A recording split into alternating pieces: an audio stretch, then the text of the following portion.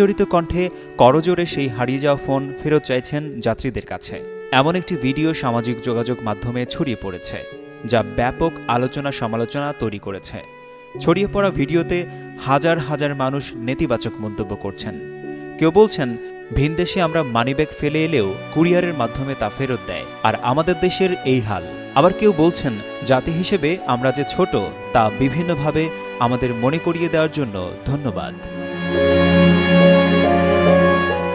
যদিও তার ভ্রমণের বিস্তারিত কিছু জানা যায়নি, তবে অনেকেই ধারণা করছেন প্রাকৃতিক সৌন্দর্যে ঘেরা এই বাংলাদেশে দেখার প্রয়াসেই হয়তো তিনি এসেছিলেন, কিংবা হতে পারে ব্যবসায় বিনিয়োগ করার উদ্দেশ্যে ছিল তার সফর।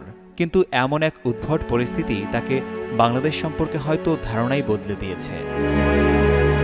খোঁজ নিয়ে জানা গেছে, ওই বিদেশি নাগরিককে শনাক্ত করার চেষ্টা চলছে এবং ছিনতাইকৃত মোবাইল ফোনটি উদ্ধারের চেষ্টা করছে পুলিশ। ঢাকার